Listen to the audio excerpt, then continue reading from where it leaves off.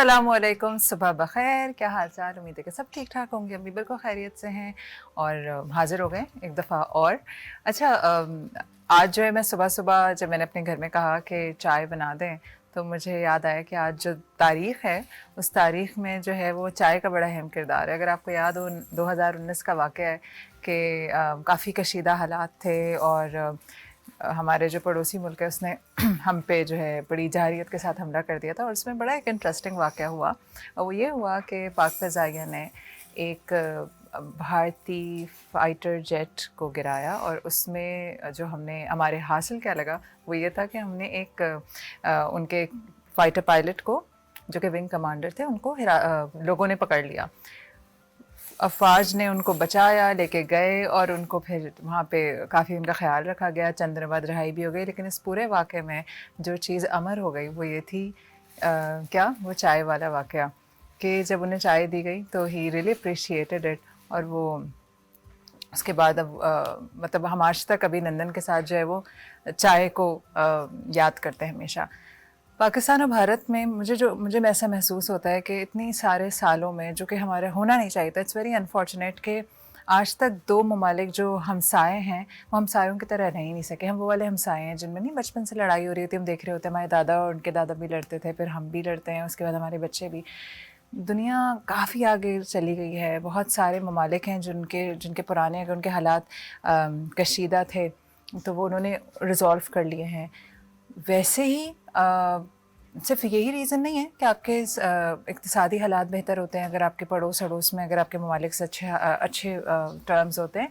इसके अलावा जो आजकल हम बहुत सुन रहे हैं ना, ग्लोबल वार्मिंग, बहुत मौसमियाती जो तब्दीलियाँ आनी हैं वो बिल्कुल रिकॉर्ड ब्रेकिंग हैं। बल्कि अभी आपने सुना होगा कि मार्च के बिगिनिंग में दोबारा सर्दी की लहर आ रही है और उस सर्दी की लहर वो जो सर्दी की लहर आ रही है वो 60 साल का रिकॉर्ड तोड़ेगी कराची का। ये सब की वजह भी ये जो हमारी जंगें हैं या छोटे मोटे धमाके हैं, पटाखे हैं, ये भी कंट्रीब्यूट करते हैं इसमें। तो हमें चाहिए कि अब जो हुआ सो हुआ, जो भी टी फैंटास्टिक थी या नहीं थी, लेकिन आइंदा आने वाले सालों में हमारे हुक्मरानों को चाहिए और या तमाम ममालिक हुक्मरानों को चाहिए कि वो थोड़ा सा डिप्लोमेटिकली थोड़ा इंटेलिजेंटली चलें। क्योंकि ये अच्छा है कि इस तरह के छोटे मोटे वाक़यात से हमें पता चलता है कि पाकिस्तान की टी कितनी फैंटास्टिक है, लेकिन साथ में हमें ये भी ज़रूरी है कि हम सिर्फ चाय की हद तक ना रहें, हर चीज़ फैंटास्टिक होनी चाहिए। और ये सिर्फ उसी सूरत में मुमकिन है जब ममालिक के आपसी ताल्लुकात बेहतर होंगे। अब आप ये सोचें कि कितनी बड़ी मार्केट है हमारे इर्द गिर्द, सारे बड़े ममालिक हैं। अगर हमारी ट्रेड हर एक के साथ बहाल हो जाए, अच्छी वो हों, सिर्फ ट्रेड लिंक्स ही नहीं बाकी चीज़ें भी अगर इम्प्रूव्ड हो जाएं, हम साइंस एंड टेक्नोलॉजी में एक दूसरे को अगर सपोर्ट करने लग जाएं तो कहाँ से कहाँ चला जाएगा पाकिस्तान। तो ये दोनों ममालिक के सरबराहान को सोचना चाहिए, बल्कि तमाम ममालिक जो हमारे इर्द गिर्द हैं सबके सरबराहान को अब थोड़ा सा मैच्योरिटी का मुजाहरा करना चाहिए। और ठीक है, टी इतनी फैंटास्टिक है तो बाकी लोगों को भी आना चाहिए, टी को एंजॉय करना चाहिए, हमें भी जाना चाहिए, why not. And it's not necessary कि जो दुश्मनियाँ पुरानी हैं, जैसे वो कहते हैं ना दादा पुरखों की जो दुश्मनी है, ज़रूरी नहीं कि आप आने वाली नस्लों में भी मुंतकिल करें। World is changing, dynamics are changing. आगे वैसे ही बहुत मुश्किल वक्त है। वैसे भी कहते हैं कि दुनिया जो है इक़्तिसादी तौर पे काफ़ी बदहाली का शिकार होगी। कहते हैं कि दुनिया जो है उस वन सिंगल इनकम की तरफ चली जाएगी। उस सबसे पहले अगर हम थोड़ी सी अकल पकड़ लें तो क्या ही अच्छा हो।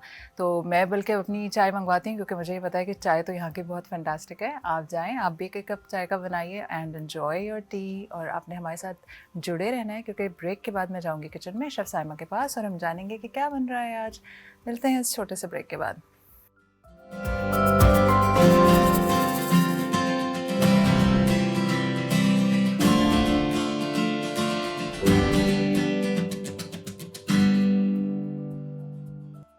Welcome back after the break. और मेरी फैंटास्टिक टी सब मेरे हाथ में है। बाकी अब जानते हैं कि किचन में क्या बहुत फैंटास्टिक बन रहा है। मैं भी आपको लेके चलती हूँ साइमा के पास और मैं उनसे पूछती हूँ। अस्सलाम वालेकुम साइमा। अस्सलाम वालेकुम, क्या हाल चाल है, कैसी हैं? बिल्कुल ठीक। साइमा, आपको पता है ना ये टी इज़ फैंटास्टिक, सुना ही होगा आपने? जी बिल्कुल सुना है ना। और उसके बाद आपको आइडिया हुआ कि अच्छा हमारे पाकिस्तान की टी इतनी फैंटास्टिक होती है।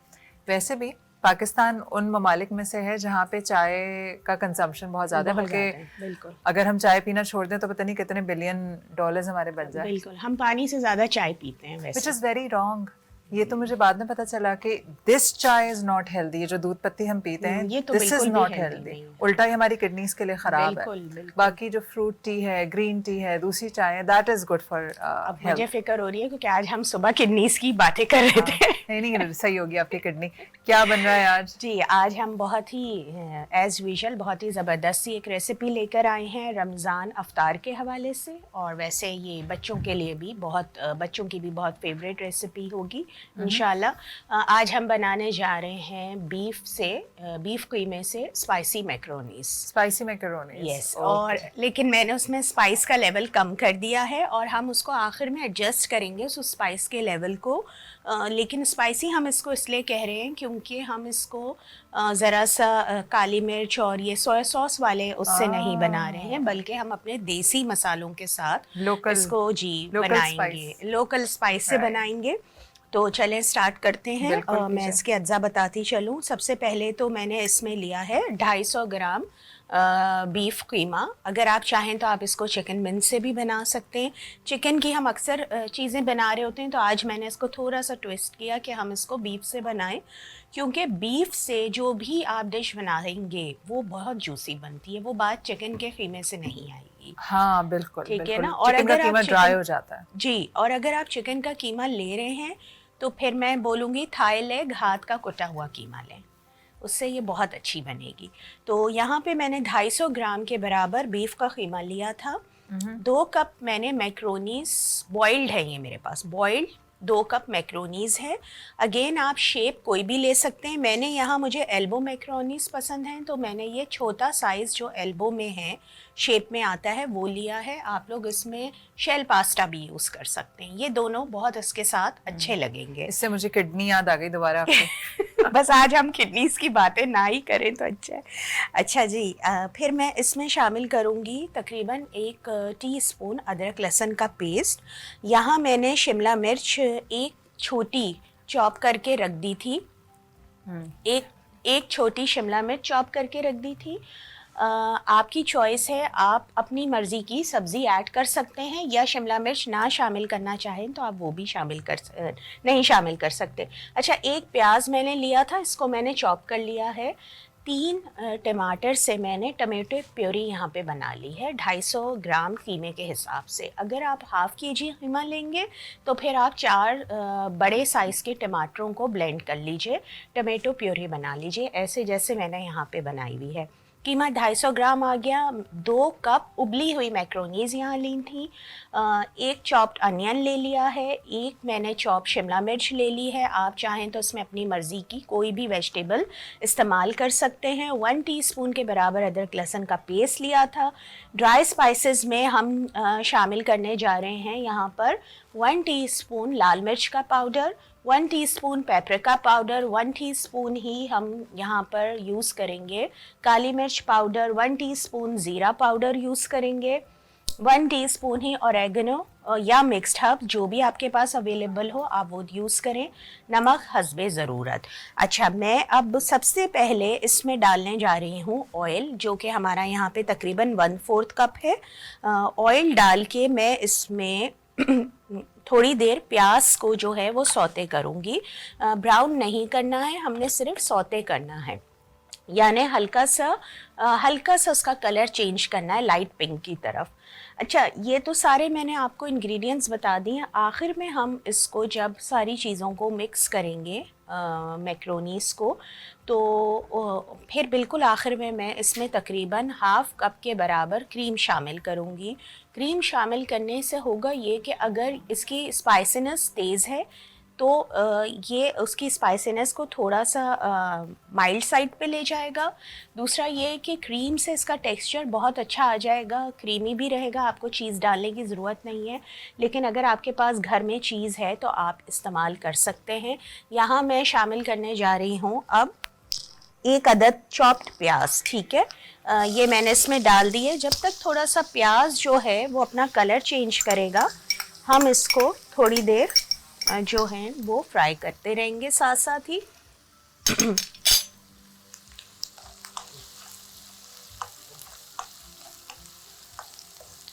अभी यहाँ पर हमें थोड़ी ही देर में प्याज की जैसी खुशबू आने लगेगी तो हम अदरक लहसुन का पेस्ट डाल देंगे। ठीक है, अदरक लहसुन का पेस्ट शामिल करने के बाद भी हम थोड़ी देर अदरक लहसुन के पेस्ट को भूनेंगे। जैसे ही अदरक लहसुन का पेस्ट भुन जाएगा हम कीमा शामिल करेंगे, और कीमा शामिल करने के बाद भी इसको कीमे का कलर चेंज होने तक कुक करना है और कीमे के पानी को भी सुखा देना है। लेकिन पानी सुखाने के लिए मैं हमेशा एक ही बात आप लोगों से बार बार कहती हूँ कि तेज़ आंच पर गोश्त को या कीमा हो किसी भी किस्म का उसको कुक करें ताकि उसके जूसेस लॉक हो जाएं, और इस तरीके से बहुत ज़्यादा पानी भी नहीं छोड़ता है कीमा।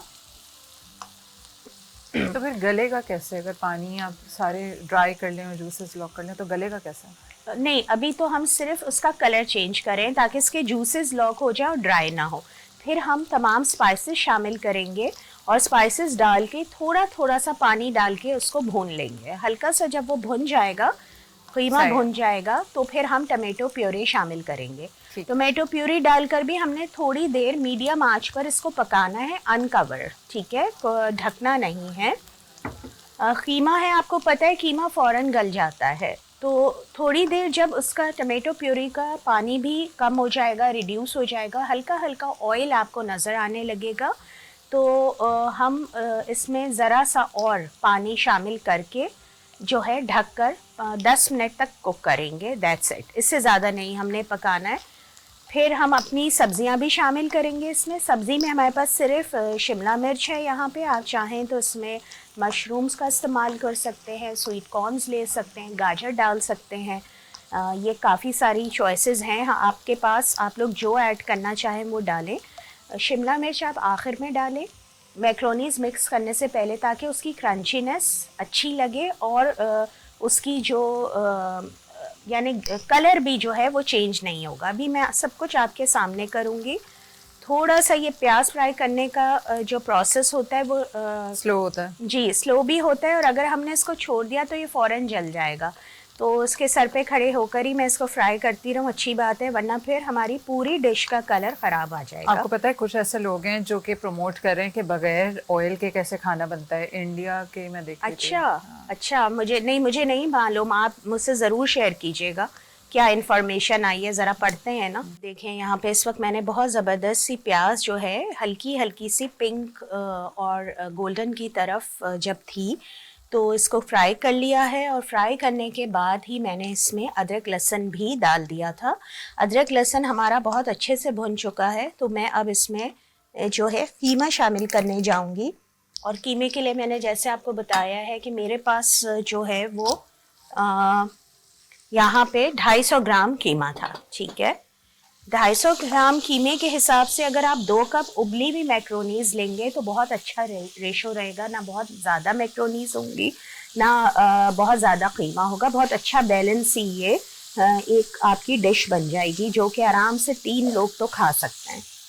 ठीक है, तो अब देखिए नाविश, इसको मैं ना कीमे को डाल के थोड़ी देर इसको छोड़ दूँगी भून के, जी, ताकि ये ज़रा सा ब्राउन की तरफ कलर में आ जाए, और फिर मैं इसको हिलाऊंगी। अभी मैं सिर्फ इसको तोड़ रही हूँ, तोड़ के मैं इसको छोड़ूंगी, बिल्कुल इसको ज़्यादा हिलाना नहीं है ताकि ये अपने जूसेस जो है वो लॉक कर ले। अच्छा, अब आप इसको छोड़ देंगी, जब ये वाइट कलर का कीमा हो जाएगा, इसका कलर सारा चेंज हो जाएगा, फिर इसमें क्या करेंगे? क्योंकि फिर मैं ब्रेक लूंगी ना, तो आप ब्रेक में ही सब कर रही होंगी।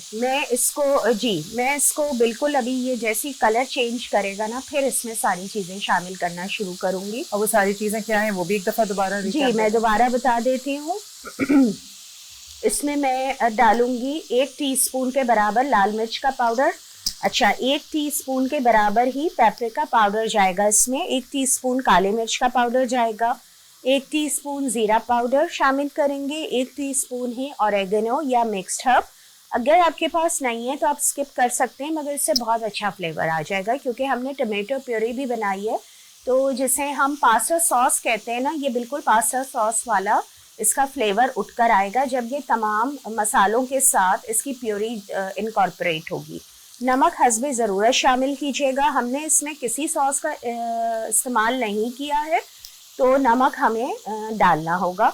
और फिर मैंने इसमें 1 अदद चॉप्ड शिमला मिर्च भी ले ली थी। क्रीम का इस्तेमाल करेंगे सबसे आखिर में। अगर आप इसको बहुत ज़्यादा और रिच बनाना चाह रहे हैं तो आप इसको ये भी कर सकते हैं कि ये सारा असेंबल करके आप एक कैसरोल डिश में निकालें अपना, और ऊपर से क्रश हुई हुई मोज़रेला चीज़ डाल के इसको for about 5 to 8 minutes grill कर लें। तो उससे क्या होगा, उसके ऊपर बहुत अच्छा कलर भी आ जाएगा, और बच्चे हर चीज़ में बड़ा चीज़ खाना पसंद करते हैं, तो ये बड़ी अच्छी सी रिच सी और प्रेजेंटेबल डिश हो जाएगी उस हिसाब से कि आप अपने मेहमानों के सामने भी इसको पेश कर सकते हैं। तो अब मैं एक ब्रेक ले लूँ साइमा? जी बिल्कुल, आप ब्रेक ले लें, लेकिन उससे पहले कीमा हम रेडी करेंगे। ये दिखा देते हैं। जी देखिए महाविश, यहाँ पर जो है जी कीमे ने अपना कलर भी बदलना शुरू कर दिया, हल्का सा ब्राउनिंग की तरफ आ गया। बिल्कुल बिल्कुल। जब ये बड़ी मजेदार आ रही है, ब्राउन होने की तरफ आएगा तो यही हमें जो है सिचुएशन इस वक्त यहाँ रिक्वायर थी। आप अब अपनी ब्रेक पे जा सकते हैं, फिर लेटर ऑन प्रोसेस हम दिखाएंगे। चलें ठीक है, मैं एक ब्रेक ले रही हूँ और ब्रेक के बाद मेरे साथ योगी वजाहत मौजूद हैं और आज हम सीखेंगे कि किस तरह से सांस ली जाए कि हम हेल्दी रह सकें। मुख्तलिफ तरीके होते हैं योगा में ब्रीदिंग के, और हर ब्रीदिंग आपके कोई ना कोई जिस्मानी मसले को हल कर रही होती है। जो हमारे लोग बीमार पड़े रहते हैं, लेथार्जिक होते हैं, तरह तरह के मसाइल का शिकार हैं, सिर्फ एक सांस लेने का सही तरीका अगर हम सीख लें तो हमारी ज़िंदगी बदल सकती है फॉर द बेटर। आपने कहीं नहीं जाना, लेते हैं छोटा सा ब्रेक, और ब्रेक के बाद में अभी आपसे मिलती हूँ।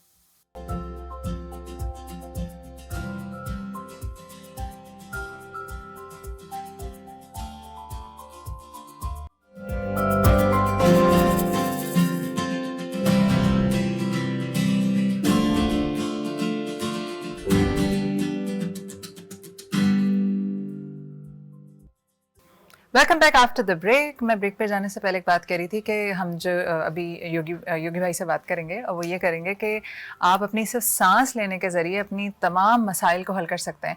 सबसे मज़ेदार बात यह है कि जो बेसिक चीज़ है जिसने हमें ज़िंदा रखा हुआ है वो हमारी सांस, हम वही ठीक नहीं लेते। अगर आप अपने ऊपर अपनी सांस के लेने के अंदाज पे थोड़ा सा नज़र डालें तो आपको लगेगा कि मैं जो सांस लेता हूँ यहीं तक लेता हूँ, वो फेफड़ों के नीचे तक पहुँचती नहीं। और जब सांस ही नीचे तक नहीं पहुँचती तो बेचारे खून में सोचिए कि ऑक्सीजन होगी भी कि नहीं होगी। इसीलिए हम हर वक्त स्ट्रेस रहते हैं और थोड़ा सा सफोकेटेड। अक्सर नहीं होता कि हम कहते हैं कि जी मैं सो के उठी, मुझे वहशत महसूस हो रही थी, क्योंकि जिस्म को ऑक्सीजन नसीब ही नहीं हो रही। तो सांस लेने का सही तरीका क्या है, कौन कौन सी बीमारियां हैं जो सिर्फ सांस लेने से चेंज हो सकती हैं, क्या वाकई सांस के सही तरीके से एंटी एजिंग भी पॉसिबल है।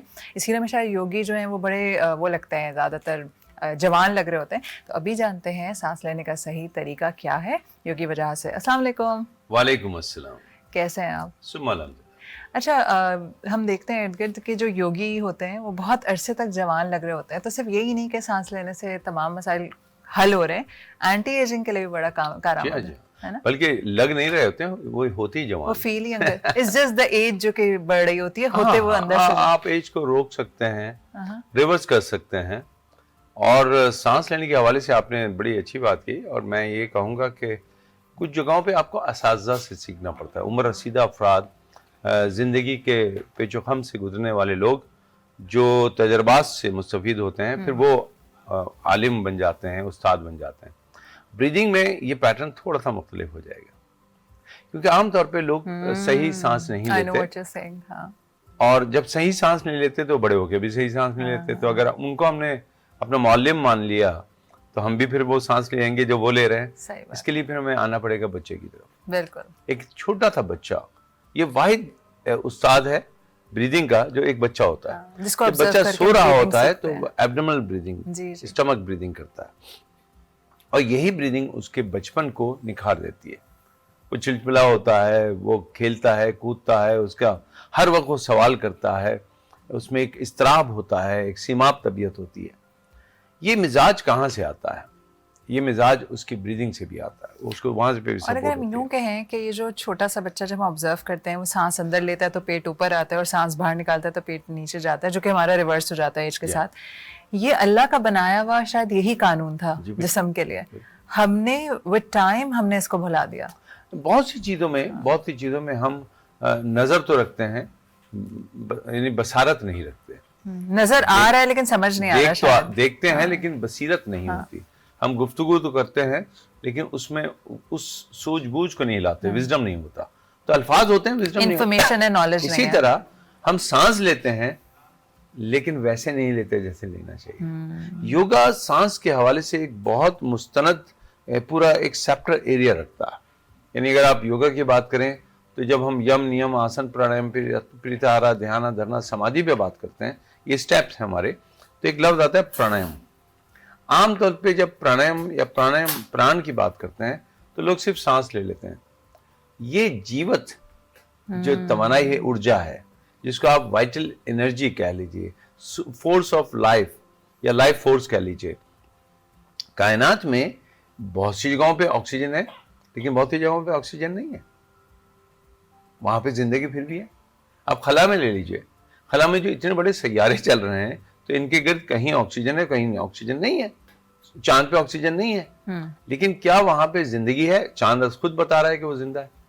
तो ऑक्सीजन जरूरी नहीं है कि सिर्फ ऑक्सीजन हो तो जिंदगी हो, ऑक्सीजन के बगैर भी कुछ हो सकता है। इंसान में ऑक्सीजन भी है, और ऑक्सीजन के साथ एक और चीज भी हम लेते हैं जिसको हम कहते हैं प्राण। प्राणम कॉस्मिक एनर्जी को कहते हैं। अच्छा, इसीलिए इसको प्राणायाम जब हम कहते हैं तो इसका मतलब ये नहीं है सांस लेने का तरीका। मैंने खुद एक किताब लिख रहा हूं योगा में सांस लेने के तरीके, योगा प्राणायाम। योगा प्राणायाम ज्ञान जो है या उसका जो विजडम है वो ये बताता है कि जब आप सांस लेते हैं तो आप वाइटल एनर्जी को भी लेते हैं। अगर सिर्फ जिंदगी में ऑक्सीजन ही हमारे लिए सब कुछ होती तो बस हमने ऑक्सीजन ले ली, सिलेंडर लगाते और ठीक हो जाते। ऐसा कभी नहीं हुआ कि किसी ने सिर्फ ऑक्सीजन, माइकल जैक्सन भी ऑक्सीजन में ही टैंक में सोता था, लेकिन फिर भी दुनिया से चला गया, बीमारियों के साथ गया। कौन सी चीज है जो ऑक्सीजन को जब हम इनटेक करते हैं तो मुख्तलिफ कर देती है? वह है प्राण, वह है कॉस्मिक एनर्जी, वो अल्लाह सुब्हान तआला की का नूर, ताकत, जो असल में जिंदगी है। जब हम इस दुनिया से जाएंगे ऑक्सीजन उस वक्त भी होगी, हमारे आसपास होगी। क्या चीज हम में कम हो जाएगी? वो लेने की सलाहियत ऑक्सीजन, ठीक है। तो वो तो आप देखते हैं कि बहुत से बेड पे लोग लेटे हुए वेंटिलेटर पे भी चले जाते हैं, सदियों से ले रहे हैं सांस। अगर वो सांस लेने से ठीक हो जाते तो उसी वक्त उनको ठीक हो जाना चाहिए था। उनमें किसी एक चीज की कमी है, उसको कहते हैं प्राण। और योग में इसको जो कि कॉस्मिक एनर्जी आप जी, इसको प्राणायाम के नाम से याद रखा जाता है। एक पूरा साइंस है, और इस पे सन 1901 में एक किताब लिखी गई थी, हिंदू योगिक प्राणायाम, स्वामी राम ने लिखी थी। ये एक शख्स हैं, योगी हैं, इनका नाम राम था। स्वामी राम ने लिखी और ये अमेरिका में लिखी गई। इस किताब पे उन्होंने सिर्फ नहीं लिखा, बल्कि दो उस वक्त के मुस्तनद डॉक्टरों ने भी उनको असिस्ट किया और किताब लिखी गई। इसके अलावा और भी चीज़ें हैं हमारे पास। सबसे बड़ी बात तो है कि योगा ज्ञान में जब हम जाते हैं तो हमारे पास योगिक जो लिटरेचर है वो हमें बताता है कि जब ब्रीदिंग की बात होगी तो सिर्फ नोस्ट्रल की बात नहीं होगी, नथनों की बात नहीं होगी, सांस की नाली की बात नहीं होगी, सिर्फ फेफड़ों की बात नहीं होगी, फेफड़ों की एनाटॉमी की बात नहीं होगी, सिर्फ हमें रेड सेल की बात नहीं करेंगे, रेड सेल जो कैरी करते हैं उसकी बात नहीं करेंगे, मसल्स में जाके जो रिएक्शन करते हैं, बाई प्रोडक्ट क्रिएट करते हैं कार्बन डाइऑक्साइड, उसको कैसे कैरी करते हैं, इस पे बात नहीं होगी। इससे मावरा कोई चीज है, वो जो मावरा चीज है योग उसको प्राण कहता है। राइट। और ये प्राण कई होते हैं, 5 बड़े प्राण हैं। वायु है, वायु प्राणायाम है, प्राण जिसे हम कहते हैं, वायु प्राण, अपान, ध्यान, वदान, ये सारे नाम हैं। मैं शायद टर्मिनोलॉजी में आगे पीछे हो जाऊं। अपान एक बहुत बड़ा प्राण है। जब सांस निकालते हैं तो अपान उसमें बड़ी एक्टिव होती है। जब हम सांस लेते हैं तो प्राण जाती है, अपान निकलती है। इसी तरह इसमें और भी हैं। इसी तरह 8 बड़ी प्राण हैं हमारे जिस्म में। अगर पलक झपकना है तो वो भी एक प्राण की एनर्जी है।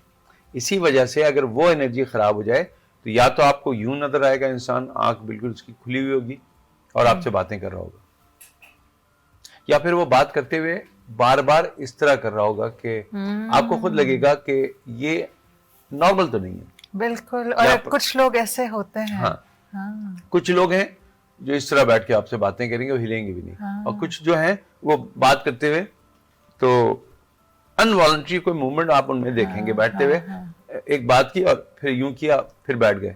और ये जो बार बार अनवॉलंटरी हो रहा है, ये कौन कर रहा है? ये उसकी प्राण डिस्टर्ब हुई है। निवाला निकलने की एक प्राण है। पेट के अंदर खाने को पचाने की एक है। यहाँ तक कि जब कब्र में हम चले जाते हैं तो उस प्राण को नाक कहते हैं, वही नाक जो है ये वाली नाक है, लिखते वैसे ही है, वो पैर के अंगूठे में होती है, वो हमारे जिस्म को फाड़ती है। जब हम जिस्म के अंदर हमारे केमिकल रिएक्शन होता है और जिस्म कब्र में ब्लास्ट करता है, वो प्राण करती है। अब ये प्राणे हैं, इनको एडजस्ट कैसे करते हैं? बहुत आसान है। हाथ में भी हमारे, क्योंकि हमारे जो पंचभूता हैं यानी हमारे 5 एलिमेंट्स हैं, उसमें हमारा फायर है, एयर है, स्काई है, अर्थ है और वाटर है। अब इसमें जो एयर है वो ये वाली उंगली है, तो इस उंगली को, वायु उंगली को अगर हम नीचे करके यूं दबा दें तो ये हमारी तमाम की तरह 8 की 8 जो प्राण है उनको दुरुस्त करता है। मैं इसको इस तरह आपके सामने, बिल्कुल, ये देखिए मेरा हाथ है, मैंने बड़ी आसानी से इसको टर्न किया और अंगूठे को इसके ऊपर रख दिया। दोनों तरफ से आप करें? जनरली तो दोनों से करें तो बहुत अच्छा है ना।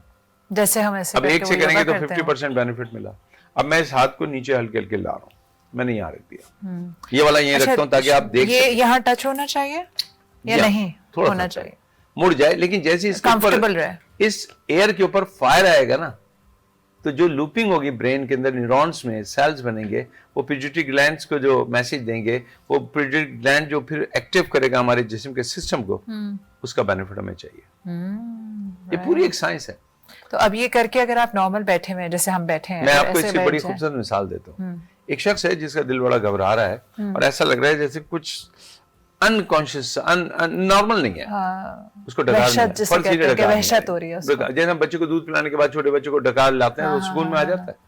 अब एक अजीब सी, जिसको आप टर्म्स देंगे ट्रैवलिंग पेन या रेंगने वाले अनईजीनेस, रेंगने वाले दर्द हो रहे हैं, कभी यहाँ दर्द हो रहा है, थोड़ी देर आप पूछे तो यहाँ गया, बाद में उन्होंने कहा नहीं जी कुछ इस तरफ चला गया, दर्द तो मेरे अजीब से इजा आदे, अब ये ट्रैवलिंग पेन है, हाँ। फौरी तौर पे ट्रैवलिंग पेन इससे रुक जाए। आपने बस यूं करके बैठ गए, फौरी तौर पे आपने इस वाले जॉइंट के ऊपर अपना अंगूठा रखा हुआ है, हाँ। और ये हल्का सा यहाँ टच हो रहा है। यहाँ पे देखिए ये कितना डीपली, क्योंकि मैं एक तरफ तो प्राइमरी केयर डायबिटिक एसोसिएशन का मीडिया सेक्रेटरी हूँ, इसके साथ साथ IHRI एक इंस्टीट्यूट है जो स्पेशल बच्चों के लिए काम करता है।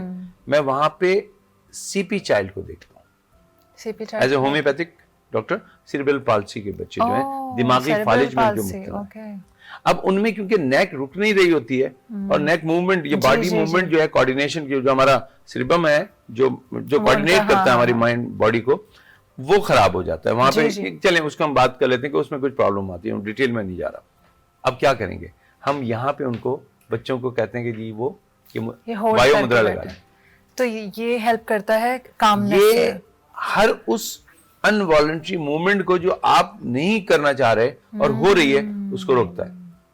मसलन बात लोग होते हैं बैठे बैठे बात कर रहे होते हैं, तो हाँ ये फिर यूं करके, अब ये क्यों कर रहे हैं? लेटे भी ऐसा होता है, आपको लगता है आप गिर रहे हैं या झटका आता है, ओके, ये आपको वो वहां पे काम करता है। तो वो जो इस वक्त मुझे देख रहे हैं हमारे नाज़रीन इस प्रोग्राम के तवज्जुह से, खुदा खासा ये नहीं, अल्लाह ताला की मसलतें हैं, मुझे नहीं पता कि यहाँ क्या कहना चाहिए था या क्या कहना चाहिए। मैं उस तकलीफ को महसूस कर सकता हूँ या उस एहसास को तो मैं फील कर सकता हूँ एज ए डॉक्टर, जब मेरे पास पेशेंट आते हैं या फैमिलीज आती हैं। लेकिन अगर फर्ज कीजिए कि कोई बच्चा ऐसा घर में है जिसके अंदर अनवॉलंटरी, गैर इरादी तौर पे कुछ ऐसी हरकत हो रही है जिसको वो भी कंट्रोल नहीं कर पा रहा, तो उस बच्चे का हाथ हल्का सा यहाँ लाएं और ये अंगूठा रख के टेप लगा दें, बस इसमें से टेप बांध दें, तो ये फिर कामनेस होगी उसकी बॉडी में, उसकी बॉडी एडजस्ट करना शुरू करेगी कि हम उसको वायु रोग कहते हैं।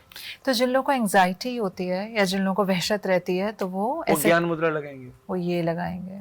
वो ज्ञान मुद्रा नॉलेज क्या है, ये लूपिंग जो है ये ब्रेन के अंदर कामनेस पैदा करेगी, नींद लाएगी, ये ज्ञान, ये मुद्राज हैं। तो बस आपने ये दोनों अपने टिप तो होल्ड करके बैठे रहना। ये तो फिर वो हम रिलैक्सेशन पे, आप टीवी देख रहे हैं तो ऐसे बैठ जाएं। हाँ, ये तो रिलैक्सेशन पे चले गए, लेकिन क्योंकि हमारा मौजू आज ब्रीदिंग है, तो ब्रीदिंग भी इसमें काम करती है। अच्छा, अब आपने यूं कर लिया, लेकिन यहाँ ब्रीथ तो हम नहीं कर रहे ना। कोई बात नहीं, ये तो नॉर्मल काम किया, जिससे हम ये लगा के नॉर्मल ब्रीदिंग करेंगे, ठीक है, कामनेस फिर भी आएगी। अच्छा, नॉर्मल ब्रीदिंग से अगर हम थोड़ा सा पहले चले जाएं, तो अगर हमें सांस लेनी है तो हमें ये देखना है कि हमारी सांस पेट तक पहुंचे। जी बिल्कुल, मैं इसीलिए मौजू की तरफ आ रहा हूँ कि कामनेस में भी हमारी एक ब्रीदिंग है जो डीप ब्रीदिंग है, और ये योगा की बेसिक ब्रीदिंग है। हाँ, वो अब कैसे होती है? अब देखें, ये जस्ट जोक, बट जहां तक फूल गया पेट फूला हुआ है, अब उसको छोड़ देंगे कहां तक फूला है, लेकिन इससे मजीद थोड़ा फुलाना है कि फुलाना मैं है। कहूं। तो आपने पेट, सांस लेते हुए पेट फुलाया और सांस निकालते हुए पेट को कम कर दिया। अब मैं इस पे हाथ रख रहा हूं ताकि देखा जा सके। सांस लेते हुए पेट फूल गया और सांस निकालते हुए मैंने पेट को अंदर की तरफ सही, तो आप पेट से सांस ले रहे ये। हैं।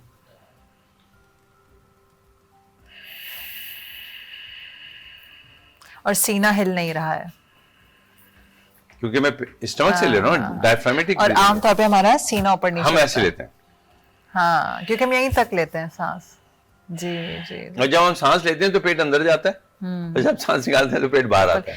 जब मैं योगा टीचर ने मुझे पहली बार सांस काफी साल पहले सिखाया था, उन्होंने कहा था एक हाथ यहाँ रख लें, एक हाथ पेट पे रखें। तो अब आप बताएं, सांस ले रहे हैं तो क्या आप सीने से ले रहे हैं कि पेट से ले वो रहे हैं? ऐसे होगी। हाँ, तो फिर हमारा, और उन्होंने हमें जब सिखाया था, कहा था सीना नहीं हिलना चाहिए, इट्स ओनली देखिए, हैज टू सिर्फ बी, यहाँ पे आइए। हाँ, पेट होना चाहिए। और लॉन्गर पीरियड के लिए सांस लें। जितनी देर तक हम सांस लेंगे हम उतना ज्यादा ऑक्सीजन लेंगे। हम जितनी देर तक सांस निकालेंगे उतनी ज्यादा हम टॉक्सिन निकालेंगे। We are not focusing on only carbon dioxide. All the जब हम टॉक्सिन्स। देखिए, जब हम सांस निकालते हैं तो अमल क्या होता है, हम समझते हैं कि सिर्फ हमारे अंदर से जो बाई प्रोडक्ट है मस्कुलर एक्टिविटी की वो निकल रही है, वो है गैसेस। नो, हमारी बॉडी में से तमाम वो डेड सेल निकलते हैं और एनर्जी निकलती है जो किसी भी ऑर्गन्स की है। जब मैं एक्सहेल करता हूं तो मेरी किडनी के जो डेड सेल की एनर्जी है, ऊर्जा, वो भी निकलेगी।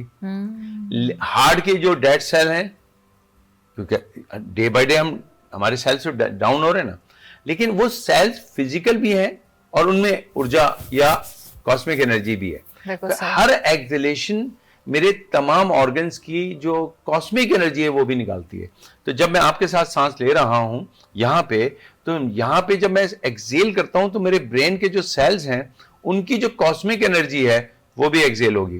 तो आप जब आप इनहेल करेंगी तो ना सिर्फ आप यहाँ के ऑक्सीजन को इनहेल करेंगी, बल्कि मेरे जिस्म से निकले हुए जो टॉक्सिक या पॉजिटिव सेल्स की एनर्जी है उसको भी इनहेल करेंगी।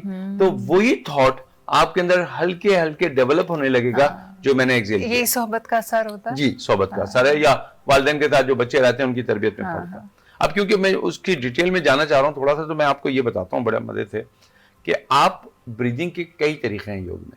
इसमें सिंपल ब्रीदिंग है जिसको हम ऑल्टरनेट नोस्ट्रल ब्रीदिंग कहते हैं, या मुतबादिल तर्ज तनफ्फुस कह लीजिए। इसी की तरह सूर्या बेदी अलग है, चंद्रा बेदी अलग है, इन दोनों को मिला लें तो ऑल्टरनेट हो जाती है। फिर डीप इनहेल है, डीप एक्सहेल है। हम इसको 3 बड़े हिस्सों में बांटते हैं। एक पुरखा है, हिचका, पुरखा, सांस लेना, सांस निकालना, और दरमियान में है कंभाग। कंभाग होल्ड करना। होल्ड करना। अब ये 2 तरह के होल्ड होते हैं, एक सांस लेके होल्ड करना, अंतरा कंभाग लगाया, एक बाह्य कंभाग, सांस निकाल के बाहर कर दिया और फिर सांस रोक ली, नहीं ली। अब इन दोनों कंभाग यानी होल्ड में ही सारी साइंस है हमारी। अच्छा। और 60 से ज्यादा तरह की सांस लेने के तरीके हैं, जिनमें आमतौर पे 8 बड़ी हवाएं हैं, सांस लेने के तरीके हैं, पैटर्न है। बाकी मुख्तलिफ अक़साम में इस्तेमाल होती हैं, लेकिन 30 तक तो मैं भी कराता हूँ। सही है। तो अभी हम बड़ी 8 के बारे में बात करते हैं, और ये भी कि किसका क्या फायदा है। चलो, पहला सबसे पहले हम लेते हैं डीप इनहेल, डीप एक्सहेल, जो योगिक ब्रीदिंग है, जो स्टमक ब्रीदिंग कहलाती है, जिसको डायफ्रामेटिक ब्रीदिंग कहते हैं। मजे की बात यह है कि अमेरिकन जर्नल ऑफ गैस्ट्रोएंटरोलॉजी ने इसको इंडोर्स किया है गट्स की बीमारी के लिए। जो एसिड रिफ्लेक्स होता है उसमें ये कराई जाए तो कमाल का, जो बार बार एपिसोड हो रहा था कि गैस जलन हो रही थी, उसमें कमी आने लगती है। ये हमारी एलियस को टाइट करती है, जो हमारे मैदे के ऊपर एक ढक्कन लगा है उसको ये बेहतर करती है। इससे जब ये बेहतर हो जाता है तो वो जो एसिड बाहर आ रहा था और जो हमारे सीने पे दोबारा खाने की नाली पे, इसोफेगस पे आ रहा था, उसमें जलन नहीं होती। अच्छा, ये जलन बाइस बन सकती है दमा का भी, क्योंकि जब हमारे खाने की नाली में वो तेजाबियत ऊपर आती है और उसी दौरान हम सांस ले रहे होते हैं, तो तेजाबियत के साथ आने वाली गैस कन्वर्ट होके हमारे लंग्स में जाती है और वहां पे एस्थमेटिक एलिमेंट या एक अजीब सा पैदा करती है, जिसका वजह जो है वो एक्चुअली हमारा मैदा होता है। और हम समझते हैं कि हमने सांस गलत ले ली है, एक्चुअली मैदे को भी सही करना है। तो अब देखें इसमें करते क्या। मैंने एक सांस ले रहा हूं, ये डायफ्रामेटिक ब्रीदिंग है। इनहेल करते हुए मैंने अपने पेट को फुलाया और एक्सहेल करते हुए मैंने खाली कर दिया। ये तो हमारी डीप ब्रीदिंग हो गई। इसको कम से कम डेली 1 मिनट से लेके 5 मिनट तक किया जाना चाहिए। सो के उठ के सोने से पहले कब? हाँ, सो के उठ के आप उठें और फिर आप सबसे पहले बैठ बिल्कुल के बेहतरीन मौका है। और अगर आप 4:20 पे करते हैं सुबह के, जो कि भरम मुहूर्त तहज्जुद का का वक्त है, वक्त, हाँ। तो कमाल है। मुझे बताइए, ये लेते हुए क्या हम इस तरह हाथों को रख के बैठ सकते हैं? नहीं, कुछ भी जरूरी नहीं। नहीं, ये सिर्फ आपको दिखाने के लिए हो रहा है। नहीं, अगर हम नहीं कि कोई मुद्रा, नहीं, मुद्रा की अब कुछ कोई भी जरूरत नहीं, नहीं, कोई ओके। जरूरत नहीं। आप इस वक्त खुद एक बहुत बड़ी साइंस में आ गए तो दूसरी साइंस को भी रोक लें फिलहाल। जब आप फ्री हो जाएं तो ये कर सकते हैं, मना नहीं है। मैंने होल्ड किया, मैंने निकाला, होल्ड कर लिया। अब ये जो होल्ड और ब्रीदिंग है, ये एक बॉक्स बनाई है, इसलिए हम इसको बॉक्स ब्रीदिंग कहते हैं। हम इसको ओमेगा ब्रीदिंग भी कहते हैं। तो जितनी देर मैंने निकाला उतनी ही देर मैंने होल्ड करना चाहिए। जी हाँ, अगर फर्ज कीजिए मैं 5 सेकंड मैंने इनहेल किया है, 5 काउंट पे, अब मैंने होल्ड किया, अब मैंने एक्सहेल किया, अब फिर होल्ड किया। इस पैटर्न को हमें 20 से 25 दफा डेली करना चाहिए। जो गट्स की बीमारी में है, गैस्ट्रोइसोफेजियल रिफ्लक्स डिजीज के मरीज हैं, तेजाबियत के मरीज हैं, एसिड रिफ्लक्स के जिसको हमको कहते हैं, वो बहुत फायदा उठाएंगे। और उनका जो बार बार एपिसोड हो रहा था गट्स का, वो कम होना शुरू हो जाएगा। उसमें डिस्टेंस और वैसे भी स्ट्रेस आपको है ना? बहुत कमाल का। हाँ, अब इसको दूसरा। इसको एक और पैटर्न पे आ जाते हैं। अब देखिए, फर्ज कीजिए, ये एक बात तो ये तय कर लें कि ये जो कुछ किया जा रहा है, ये किसी डॉक्टर की रिप्लेसमेंट नहीं है। ये आप सपोर्ट है, एजुकेशनल वे में मैं बता रहा हूं। इसको थेरेपी समझ के खुद ना करें। अगर करें तो पहले फोन करें, आपके मेरा नंबर लें और मुझसे बात करें। मैं फ्री ऑफ चार्ज बता रहा होता हूं, मैं कोई पैसे नहीं ले रहा होता। तो मेरा नंबर से मुझसे बात कर सकते हैं, लेकिन खुदा के लिए पहले पूछ लीजिएगा। जो दूसरी जो आप बता रहे हैं उसके हाँ, बारे अब में। जो मैं कह रहा हूँ, वो किसके देखिए, है? सांस लेने में 2 हमारे नोस्ट्रल इस्तेमाल हुए। अल्लाह सुब्हान ताला, सोचना फिक्र है। कुरान में खुद वो कहते हैं कि तफक्कुर करो, तो उस तफक्कुर के जो उन्होंने खुद इरशाद फरमाया, इरशाद बारी ताला है, मैं उसके ताबे एक सवाल पैदा करता हूँ। जब इतना बड़ा मुंह हमें यहाँ मिला था, तो ये 2 छोटे छोटे नथने देने की क्या जरूरत थी? हम यहीं से सांस लेते ही हैं, कर सकते थे। तो फिर ये छोटे छोटे 2 नथने क्यों दिए? मसरत खुदाबंदी पे जाए कुर्बान कि उसका हर पहलू जो है वो दरीचे खोल देता है विजडम के और हिकमत के, कि जिससे फिर वापसी मुमकिन नहीं होती, आदमी खो जाता है। ये 2 नथने छोटे से जो हैं, ये इंटरनल टेम्परेचर को मेंटेन करते हैं। जो आपका बॉडी टेम्परेचर है वो यकसा कैसे रहता है। बल्कि आप सर्दी में होते हैं तब भी अंदर का जिस्म का दर्जा हरारत एक होता है, आप इंतहाई गर्मी में होते हैं तब भी अंदर का दर्जा हरारत एक होता है। ये क्या मामला है जी? ये कहां से हीटर और कूलर लगे हुए? वो ये है। तो इतना से जो जगह है, इसका सिस्टम अगर कहीं डेवलप करना पड़े तो पिछले तकरीबन 5-10 साल पहले ऐसा होता था, अब तो चाइना और कम कर चुका होगा। 120 गज का मकान चाहिए जिसमें वो प्लांट लगाया जाए जो ये काम करता है, और इतनी सी नाक कर लेती है। साथ में तो ये नाक बड़ी कीमती है, सिर्फ इसको खानदान के मामलात में इस्तेमाल ना करें कि नाक कट गई या नाक ऊंची है। हाँ, नाक ऊंची है। हाँ। तो देखिए इसमें क्या करते हैं, सीधा नथने से जो एयर जा रही है, प्राण जा रही है, वो बॉडी को की हीट को बढ़ा देगी। ये सूर्य सीधे नथना से ये सूर्य नाड़ी है, सूर्य नाड़ी। तो ये सूर्य नाड़ी सन की को रिप्रेजेंट करती है, हीट अप करती है। ये मून है, चंद्रा नाड़ी है। तो यहां से जो सांस जाएगी, तो जब आपका राइट नोस्ट्रल खुला हो और लेफ्ट बंद हो थोड़ा सा, या राइट ज्यादा खुला हो, तो आपके जिस्म में हरारत जा रही है। और आमतौर पर कूलिंग के आजकल के दिन में लोगों का ज्यादातर सीधा नथना ही खुला होगा। सिर्फ उनका जिनको नजला हो रहा है उनका सीधा नथना बंद होगा।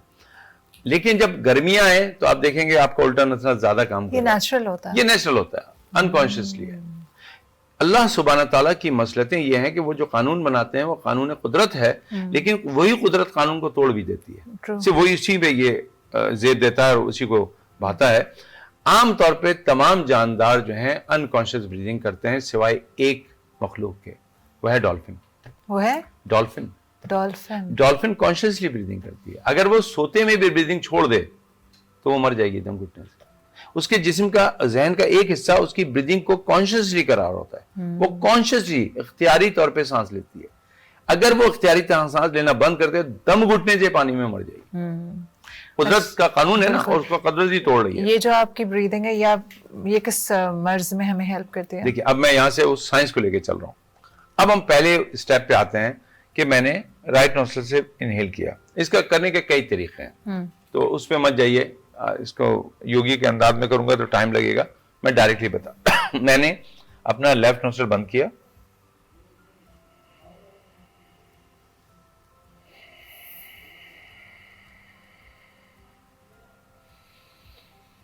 क्योंकि इसमें सांस की आवाज नहीं आनी चाहिए, लेकिन मैं सिर्फ माइक पे वो सांस की आवाज दे रहा हूं ताकि सुन सके।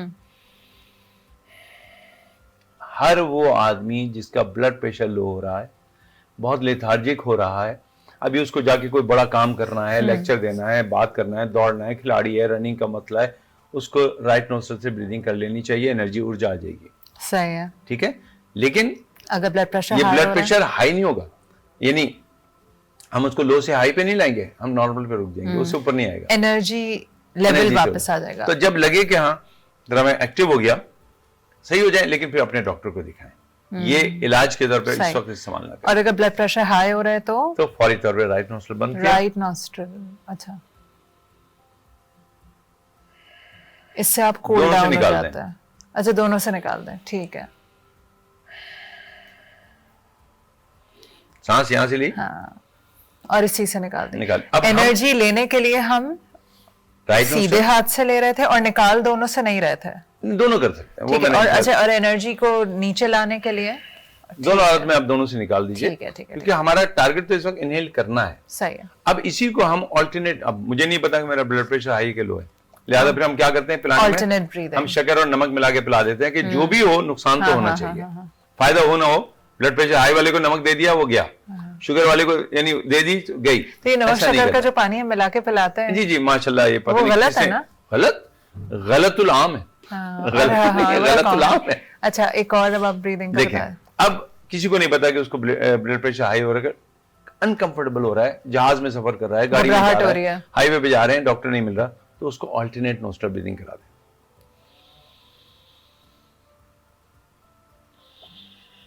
अच्छा, एक नॉस्ट्रल से सांस ली, यहीं से? दूसरे से एक्सहेल की, सही। हम ये इसको जरा- एंजाइटी में भी हेल्प करता है। ओहो कमाल का।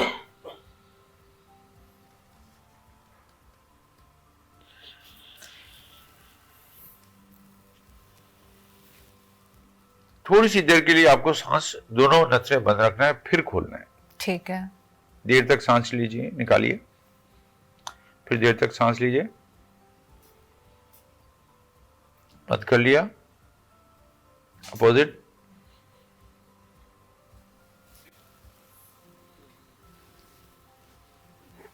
सही। अभी जब मैंने ये सांस ली तो मुझे एहसास हुआ कि मेरा भी इस वक्त राइट नोस्ट्रल जरा थोड़ा अच्छा काम कर रहा है, लेफ्ट थोड़ा था, क्योंकि ठंडक है ना, हाँ, तो हाँ, हीट खुद ब खुद क्रिएट सही। होगी। ऑल्टरनेट नोस्ट्रल ब्रीदिंग या मुतबादिल तर्ज तनफ्फुस नॉर्मली सबको करना है। ब्लड प्रेशर के मरीज जरूर करें, कम से कम 5 दफा से लेके 25 दफा तक तो ये कर लिया करें। ठीक है। इससे ज्यादा भी कर सकते हैं, कोई नुकसान नहीं होगा, लेकिन मशवरा जरूरी है, क्योंकि बहुत सी जगहों पे बिला वजह लोग 200, 300 दफा कर रहे होते हैं कि जी हमने पूछा तो नहीं था, अब यहाँ पे मसाइल पैदा होंगे। तो बेहतर है कि इसको करें। ये बच्चों को कराएं, उनकी मेमोरी भी तेज होगी। ये सफर में जा रहे हैं तब भी कर लीजिए। ये आप घर में मेहमान आ रहे हैं और उस दिन आपको लग रहा है कि भाई गुस्सा आ रहा है, चिड़चिड़ापन हो रहा है, ये कर लीजिए, नॉर्मल हो जाएगा, सेटल हो जाएंगे आप। काम नॉर्मल हो जाएगा। इसके अलावा कोई अब इसके बाद हम इसकी टेक्निकलिटी पे जाते हैं, जहां पे नाम आते हैं। नाम मतलब 8 बड़े ब्रीदिंग के नाम, कपाल सही। भाटी, भ्रिस्तिका, भरमारी, इसमें अग्निसार है, और इस तरह की शैताली है, शितकारी है, ये अब ये टर्मोलॉजी है। मैं आपको टर्मोलॉजी के हिसाब से बताता हूँ, बड़ा मजा आएगा आपको।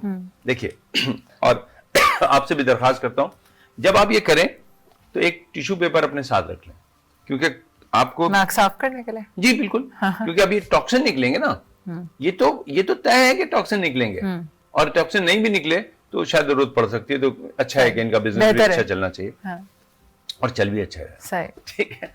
सो देखिए, हम ये सीधे बैठे, आप चाहे क्रॉस लेग बैठ जाए, कोई मसला नहीं, लेकिन ऐसे करके ब्रीदिंग नहीं होगी, spine has to be straight. Straight. ठीक है, लेट के ना करें, सही। खड़े होके जाहिर बात है काफी देर है तो नहीं करें, बैठ जाएं, कुर्सी Straight पे बैठ बैठें जाएं। सीधा, और बिल्कुल अपनी स्पाइन को स्ट्रेट रखें, चाहे क्वेश्चन रखना पड़े वो कर लें। अब हमने कपालभाति शुरू की। कपालभाति में सांस लेते हुए पेट को फुलाएंगे स्लोली और झटके से उसको खर्च करेंगे, लेकिन निकालेंगे, लेकिन इसमें अपर बॉडी हमारी मूव नहीं करेगी, सिर्फ पेट मूव करना चाहिए।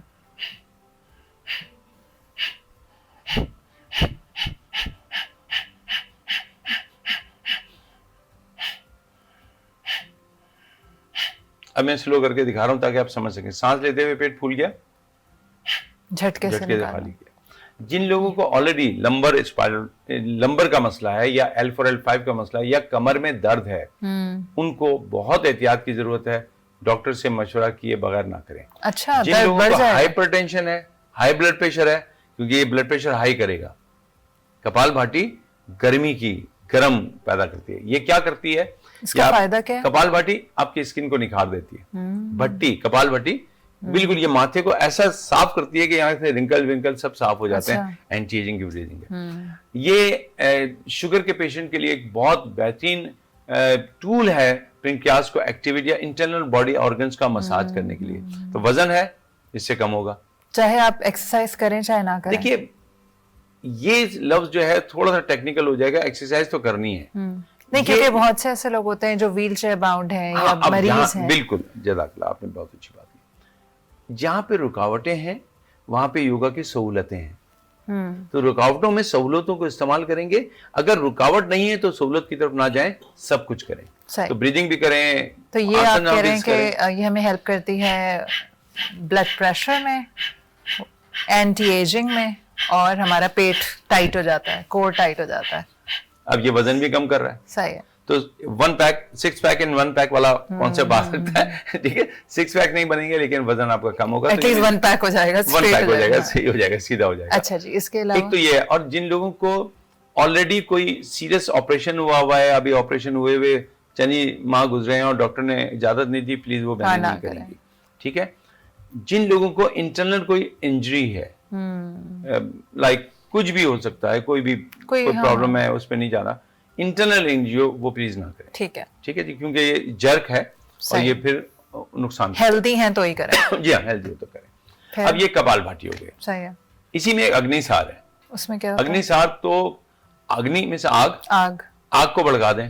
अब इसमें कितना वजन कम होगा आपको समझ लें। जब मैं जल जाऊं तो क्या होगा मेरा जिस्म, कि मैंने सांस ली, सांस को निकाला, और अब मैंने सांस निकालने के बाद कर रहे हैं आप ये?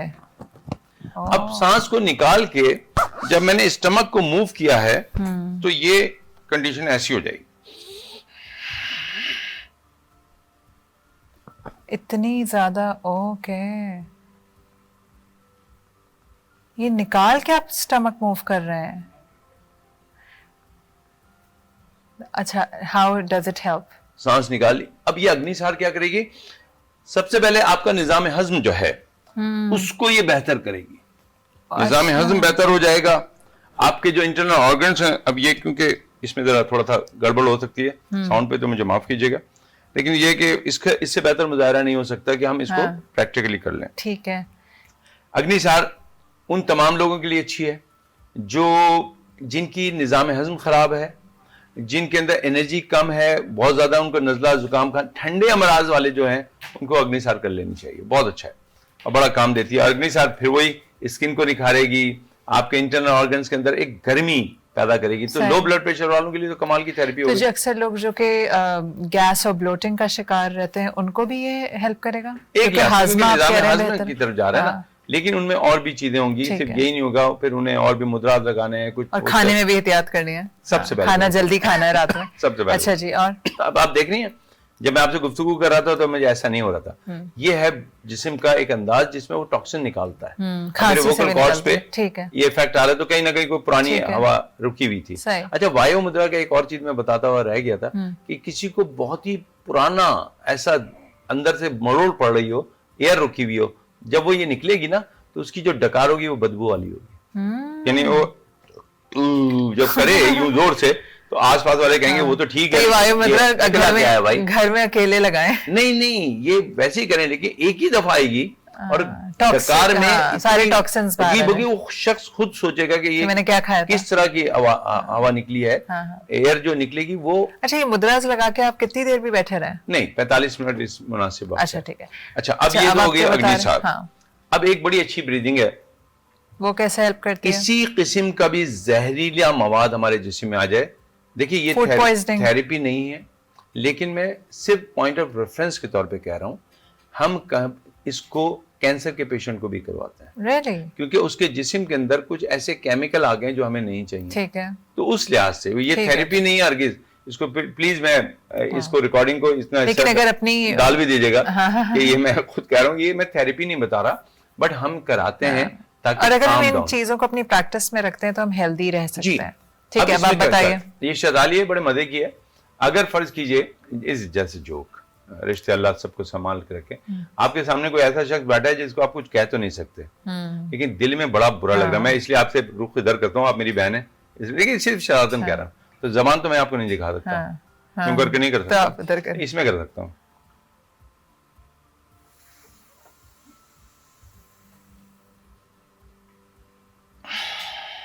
अच्छा, आपने इस तरह से सांस अंदर लिया है। Cool breathing. तो जिन लोगों का हाइपरटेंशन है उनका इलाज हो गया, जिन लोगों को घबराहट बहुत हो रही है उनका इलाज हो गया, जिनका पसीना इस वक्त बहुत आ रहा है, रास्ते में सफर में कोई इलाज नहीं हो रहा, कोई दवा नहीं मिल रही, फौरी तौर हाई ब्लड प्रेशर हो गया है, ब्लड प्रेशर को फौरी तौर पर नॉर्मल करना है। हाई ब्लड प्रेशर हो गया, नजला हुआ हुआ है, नाक बंद है, तो जबान से ऐसे सांस ले लें। Okay, great.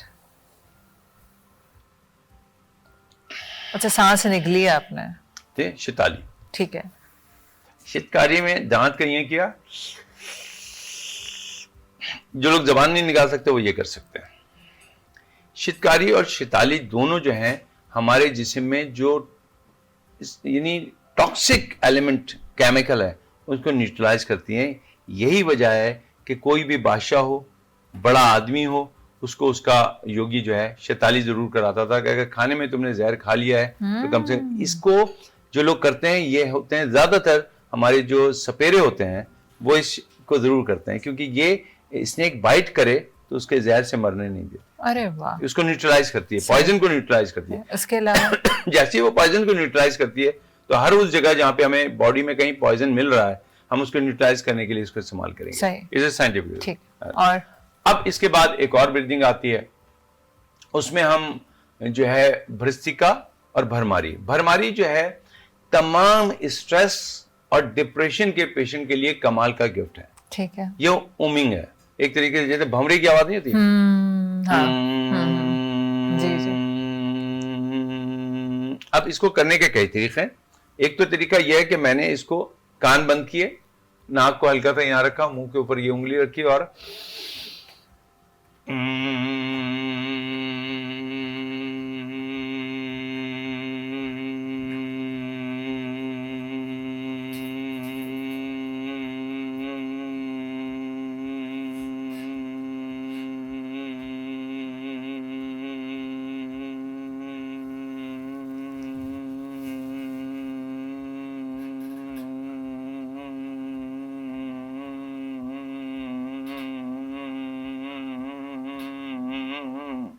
ये आपने सारी सांस जो निकाली है वो आपने कोशिश की, थोड़ी सी रह गई थी लेकिन टाइम ज्यादा लग रहा है। हाँ, अच्छा, ये उसमें आपको जितनी वाइब्रेशन अंदर फील होती है, जो वाइब्रेशन है, अगर हम इसको उस लिहाज से देखें जो इसकी एनाटॉमी समझ में आती है। देखें, अगर कमरे में भंवरा आ जाए तो आप क्या करते हैं? आप घबरा जाते हैं, आप उसको निकालने की कोशिश करते हैं।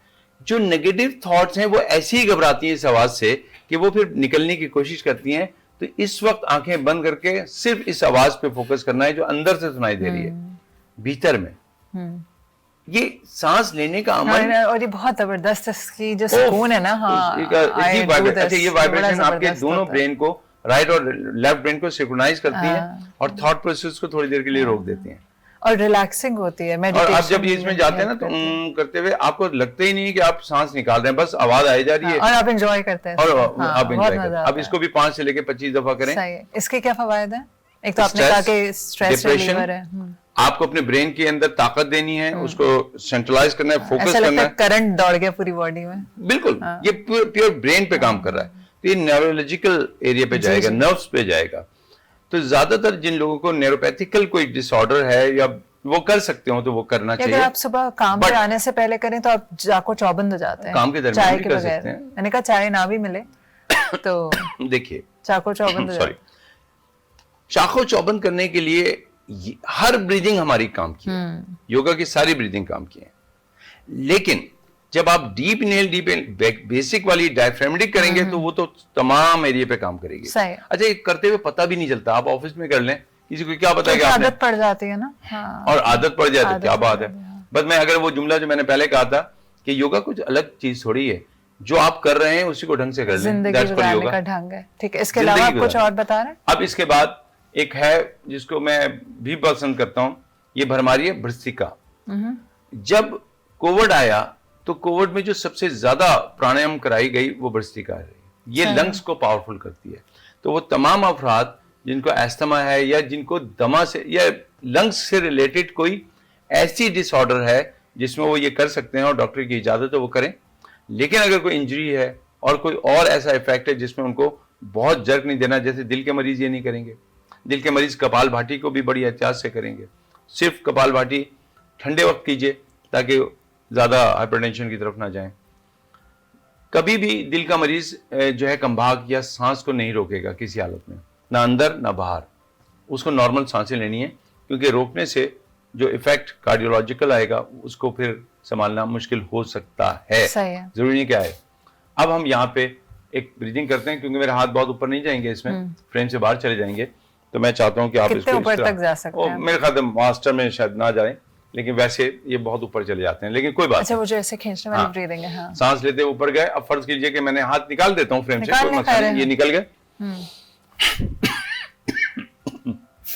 देखा आपने, अब ये खुद ब खुद टॉक्सिन निकल रहा है। अच्छा, जब आप हाथ ऊपर सांस लेते हैं तो आपकी लंग्स खुलते हैं ना? सांस लेते हुए मैंने अपना पूरा डायफ्राम हाँ। यानी चेस्ट जो है उसको एक्सपेंड किया, लंग्स के अंदर एनर्जी बहुत आ गई है,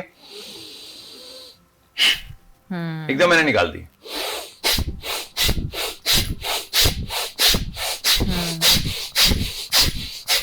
अब यहाँ पे सांस तो सही हो जाएगी, लेकिन शोल्डर जो है गड़बड़ लेकिन ये भी करेंगे, बहुत तो आप इस जबरदस्त तरह होती करें। है। हाँ।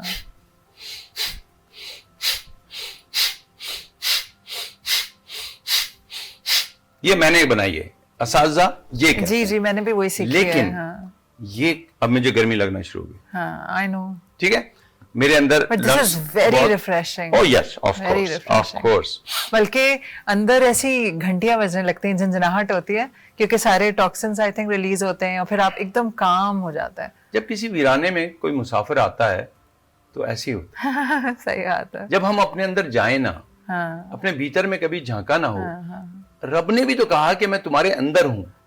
अपने अंदर जाना तो रब को तलाश बहुत करना superficial है, लेकिन जिंदगी हम गुजारते हैं। रब को तलाश करने कहीं और चले जाते हैं। True, true. हमें वहां पे भी वो मिलेगा, वो तो हर जगह है, वो लेकिन तो हर असल में जगह तो है। अंदर ही है। लेकिन जब उसने कह दिया है तो यहाँ तो होगा, वेरी ट्रू। वहां हो ना हो यहाँ तो होगा। सही बात तो बैठा करें, अपने आप के अंदर जाया करें। भीतर में जब जाएंगे तो बाहर जो है ना वो समझ में आ जाएगा।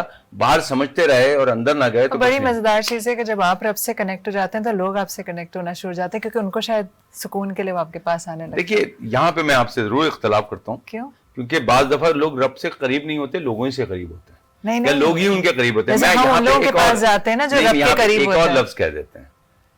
जब आप रब से करीब होते हैं तो फिर आपके करीब ही वो होते हैं जो ऑलरेडी रब से करीब हैं। हाँ, शायद यही बात है, क्योंकि आप तो अपनी अच्छे जैसे लोग को आपको attract कब मिलते हैं? जब आप खुद रब से मिलते हैं तो फिर आपको अल्लाह फरमाता है कि बुरों की सोबत में बुरे और अच्छे की सोबत में अच्छे, और इसमें लाइक अट्रैक्ट्स लाइक। यस, जैसे आप हैं वैसे लोग हैं। आपको आपके अंदर वो रूहानियत आ रही होती है तो फिर आप भी कहीं ना कहीं चमकते तो होंगे ना, तो देखने वाले, बसीरत रखने वाले फिर आपको ढूंढ लेते हैं। या जिनको आप जब आपके- दिया बनते हैं, हाँ, जब आप जुगनू बनते हैं, तो ये मुमकिन ही नहीं कि रोशनी ना हो। बिल्कुल। अब आप ये और कैसे कोई develop ब्रीदिंग करेंगे? है जो आप सिखा रहे हैं या फिर हम?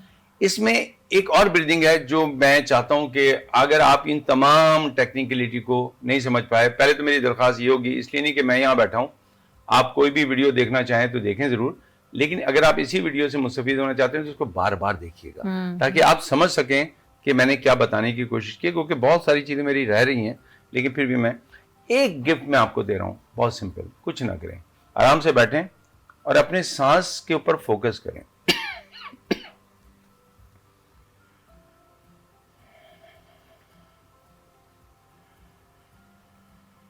मैं यहां पे ध्यान दे रहा हूं, इसको महसूस करें कि इसकी लेंथ कितनी है, सांस की। कितनी देर तक आपने सांस ली। जब आप इस पे गौर करें तो ये गौर करें कि इसका टेम्परेचर क्या है। तो जब आप थोड़ी देर के बाद टेम्परेचर फील ही नहीं होता।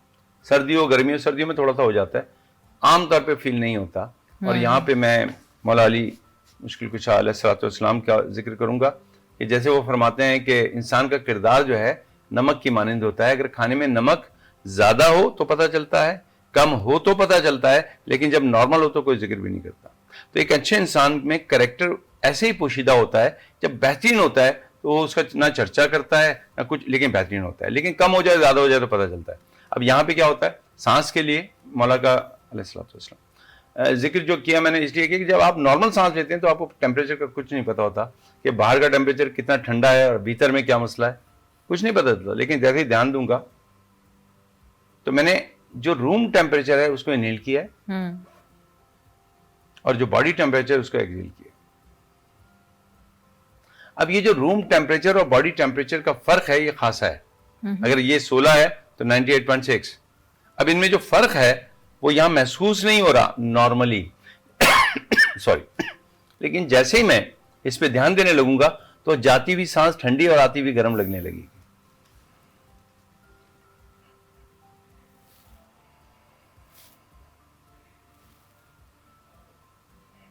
इसके बाद जैसे जैसे मेरा फोकस यहां आएगा, मेरे जहन में जो फोकसनेस है वो बढ़ती जाएगी।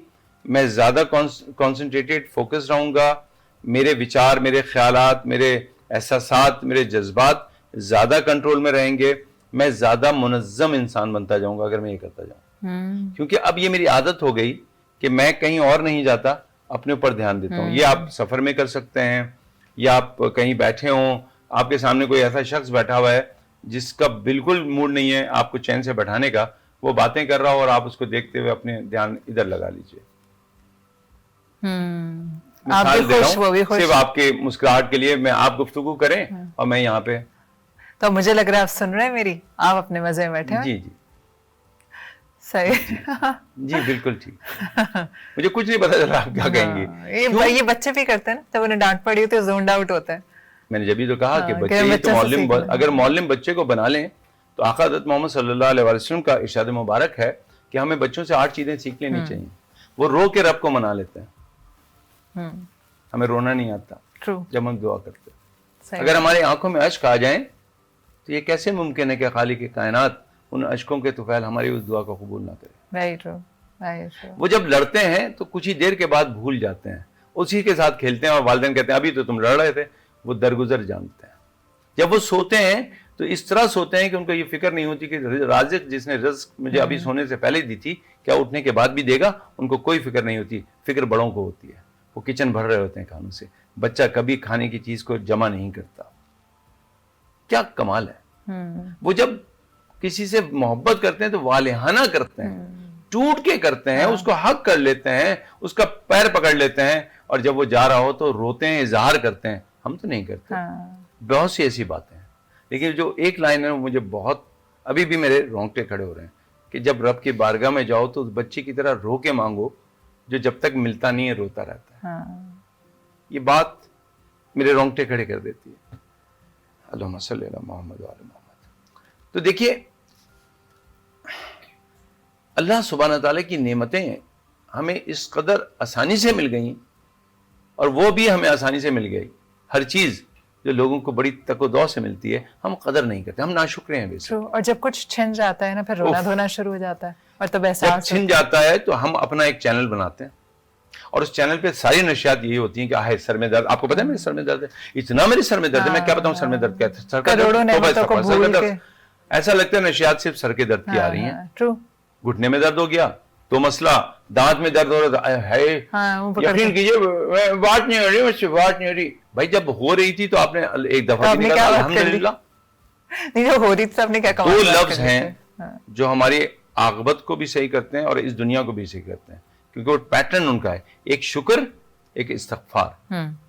तौबा और शुक्र अगर ये हम शार बना लें अपना तो बहुत सी चीजें हम कर ही नहीं सकते। बिल्कुल सही बात है। जब तौबा करते हैं तो हमें पता होता है हमने गलतियां की हैं तो फिर गलतियां नहीं होती बार बार। क्योंकि पहले से हमें पता था। जब हम शुक्र करते हैं तो हमें पता है वो अता कर रहा है, तो हम उसके अताअत पे इतना शुक्रगुजारी करते हैं कि हमें मांगने की जरूरत ही नहीं पड़ती, बेनियाजी आती है। बिल्कुल सो सही दैट्स द पॉइंट। इसी में प्राण भी एक है, बहुत सी इसकी ब्रीदिंग है। इसमें हम अगर कम भाग मिला के कराऊं तो मैं आपको 30 ब्रीदिंग करा सकता हूं। इसमें 2 ब्रीदिंग कमाल के खत्म करता हूं। अगर आप किसी के अंदर कोई थॉट ट्रांसफर करना चाहते हैं, वो भी प्राण के जरिए होता है। तो मैं बैठे बैठे आपको कोई मैसेज भेज सकता हूं जो आप खुद ये महसूस करेंगे जैसे आपका आइडिया है, एक्चुअली वो मेरा होगा। अच्छा, और ये शायद यही वजह जब हम किसी के साथ रहते हैं तो हमें लगता है टेलीपैथिक हो गए, मैंने सोचा और आप कह रहे हैं। जी, अक्सर कहते हैं अरे ये तो मैं कह रहा था, हाँ, तो सांस के होता है। अच्छा, मैं चाहता हूं कि मैं आपके ब्रेन को पढ़ सकूं, तो मैं आपके ब्रेन को भी प्राण से पढ़ सकता हूं। अब यहाँ पे कहते हुए मैं बता नहीं रहा क्योंकि इस टेक्निक को गलत इस्तेमाल किया जा सकता है। अक्सर वहां पे जहां पे कुछ लोग ये जानते हैं उसको मिसयूज भी तो कर सकते हैं। Absolutely. तो वहां पे जहां पे एहसास हो कि सामने वाला एक ऐसे ख्यालात आपको आ रहे हैं जो कि नहीं आने थे, आपके मिजाज के खिलाफ हैं, आप अपनी प्राण रोक लें, ब्रीदिंग रोक लें थोड़ी सी देर के लिए, तो डिस्कनेक्शन हो जाएगा। अब वो जो भी आपको मैसेज भेज रहा है नहीं आएगा, नहीं आएगा। और वो शख्स पता क्या कहेगा आपसे, आप गहरी सांस लें, आप गहरी सांस लें। उसको खुद एहसास होगा कि जो थॉट में ट्रांसफर कर रहा हूं नहीं जा रहे। और अक्सर आपने देखा होगा कुछ लोग जो मिसयूज करते हैं इन टेक्निक को, वो कहते हैं गहरी गहरी सांसें लें। क्यों गहरी सांस लें? कि जब आप सांस लेंगे तो जो मैंने मैसेज ट्रांसफर किया वो आपके अंदर जाएगा। आपका रिएक्शन वो नहीं आ रहा, तो मुझे लग रहा है कि आप मेरी ब्रीदिंग नहीं रिसीव कर रहे, तो मैं आपको सांस की तरफ लगा सकता हूं। तो मेरी वो बेटियां, मेरी बहनें, बच्चियां या मेरे भाई किसी ऐसे माहौल में चले गए जहां सामने वाला उनके मिजाज के खिलाफ थॉट दे रहा है या उनको आ रहे हैं, थोड़ी सी देर अपनी जहां तक जान बची हुई है सांस रोकें, फिर देखें कि उसका बेनिफिट क्या आता है। जहां पे आपको ये लगता है कि यहाँ तो ख्यालात वो हैं जो जितने मिल जाए बेहतर है, पाकीज़ा माहौल हो, वहां पे आप गहरी सांस लें, गहरी सांस निकाल लें। जब उन जगहों पे जाएं जो मुअद्बर हैं, मुक़द्दस हैं, तो वहां बैठें, वहां सुकून से सांस लें, उस फजा को भी अपने अंदर लेके जाएं, उस हवा को भी लेके जाएं जो वहां तवाफ करती है, ताकि वो आपको आपके जो दर्जात हैं, आपके जो एहसासात हैं, आपके जो कमालात हैं, उनको निखार देगी। लिहाजा ब्रीदिंग एक ऐसा पहलू है योग का जिसको लोग नजरअंदाज करके आसनास की तरफ ज्यादा लगते हैं, बल्कि जब आसनास नहीं किए जा सकते तो प्राण का इल्म जो है वो कमाल कर देता है। Thank you so much. इतनी तवील गुफ्तगू जो कि फुल ऑफ नॉलेज थी, इन्फॉर्मेशन हमारे लिए थी, अमल कर लें तो नॉलेज बन जाएगी। हमेशा की तरह आपने वक्त निकाला, आप आए, इतना कुछ शेयर किया, उसमें से 2-3 चीज़ें अगर हम टेक अवे हो जाए तो शायद हमारी ज़िंदगी का पैटर्न थोड़ा चेंज हो जाए। तो अगर आपको लग रहा है कि आपको घबराहट हो रही है तो भी आपको पता है कि आपने किस तरह सांस लेनी है, पेट वेट अंदर करना है तो भी इसके तरीके हैं।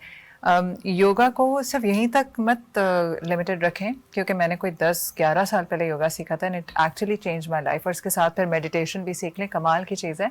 It helps you with everything, सिर्फ एंटी एजिंग और बीमारियों के लिए नहीं। आप जब सुकून में होते हैं ना तो आप वो शख्स बन जाते हैं, इर्द गिर्द कुछ भी उनको होता है ना, आग लगे बस्ती में, मैं अपनी मस्ती में, वाकई आप अपनी मस्ती में चल रहे होते हैं, and then people even look at you and they are amazed कि आप इतने सुकून में कैसे रहते हैं, क्योंकि आप अपने अंदर से कनेक्ट हो चुके होते हैं।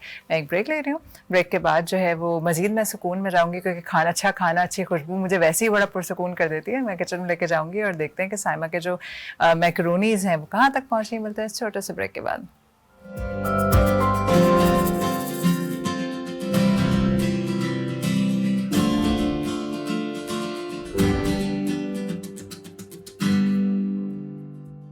Welcome back after the break.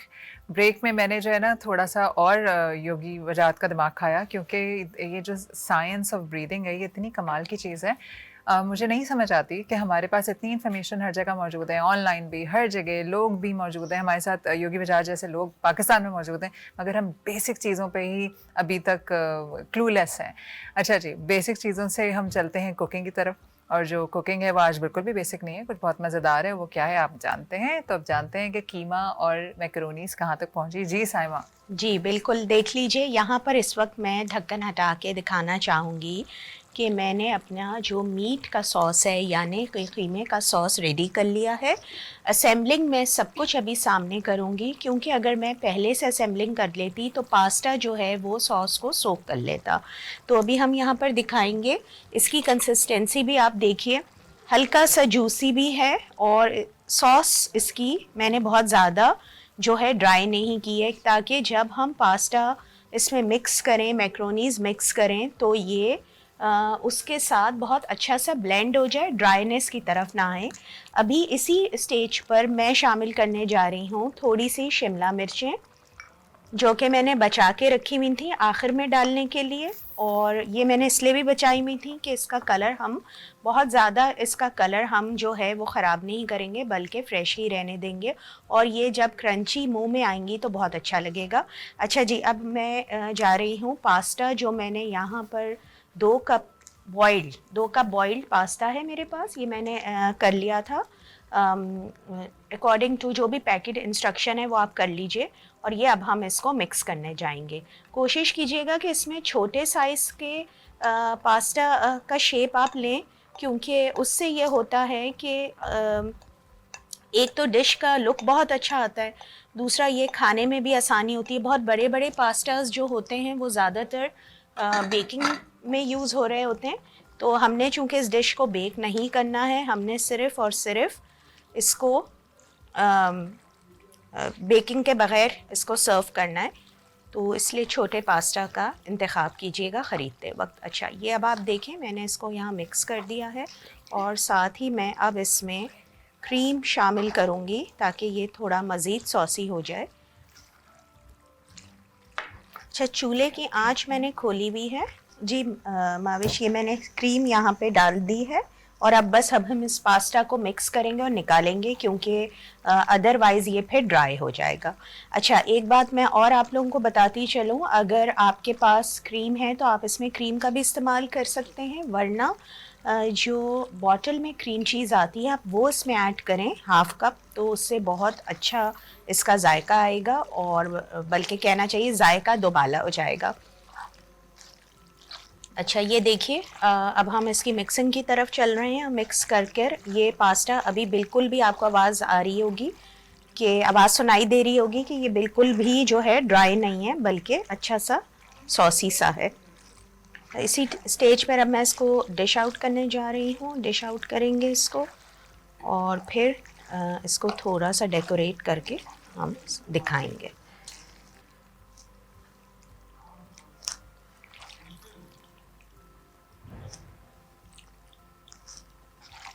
अच्छा, बहुत आसान डिश है, बहुत झटपट बन जाएगी। आप लोग इसको रमज़ानों में ज़रूर ट्राई करें, और स्पाइसेस आप लोग अपने हिसाब से सेट कर सकते हैं जैसे मैंने बताया है।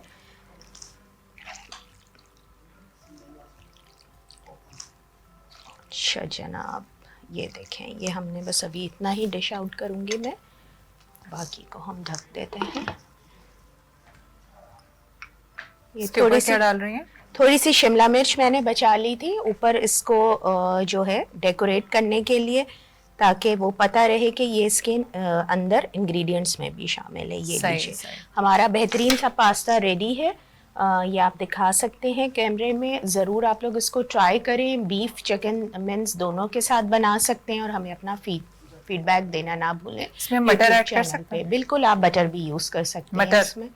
पीस मटर अगर पसंद है तो बिल्कुल आप शामिल कर सकते हैं, चॉइस है आपकी। और वो कॉर्न जो होते हैं, कॉर्न तो बहुत अच्छे लगेंगे, कॉर्न्स आप डाल लीजिए, गाजर डाल लीजिए, थोड़ी सी शिमला मिर्च तो हमने डाली है, बंद गोभी ऐड करना चाहते हैं, कीमे के साथ बंद गोभी बहुत अच्छी लगती है, अगर पसंद है तो ज़रूर डालिए। मैंने इसको थोड़ा मिनिमम ही रहने दिया ताकि गोश्त का जायका ज़रा ज़्यादा आए, लेकिन अगर सब्जियां आपको पसंद है जो आप अपनी मर्ज़ी के मिक्स डालना चाह रहे हैं बिल्कुल इस्तेमाल कर सकते हैं। ठीक है जी। अच्छा भाई, आज का प्रोग्राम अब अपने अख्ताम को पहुंचा। यकीनन आपने एंजॉय किया होगा, मैंने तो बहुत एंजॉय किया, और अभी मैं मज़ीद एंजॉय करने वाली हूँ, क्योंकि बहुत लजीज जो है मैकरोनीस के साथ कीमा रेडी हो गया। कुछ दिन पहले ही मैं साइमन से कह रही थी कि मैं घर में बनाऊंगी, घर में तो मैंने नहीं बनाया, यहाँ ज़रूर खा लूँगी। अपना और अपने प्यारों का ख्याल रखें, अपनी सांसों का ध्यान रखें कि ऐसा तो नहीं आपकी सांसें किसी वजह से ऊपर नीचे हो रही हैं, मोहब्बत की ऐसे हो रही हैं, खैर है उसमें तो आप ज़्यादा ही शक्ल भी ग्लो करेगी, बॉडी भी सही हो जाएगी, अपना ख्याल भी रखने लग जाएंगे। किसी और वजह से अगर सांसें ऊपर नीचे हो रही हैं तो आपकी जो सांस लेने का तरीका है वो आपको काफ़ी बेहतर ज़िंदगी की तरफ ले जा सकता है। कल फिर मिलते हैं नए मेहमानों के साथ, नई रेसिपी के साथ। अपना ख्याल रखना है। अल्लाह हाफ़िज़।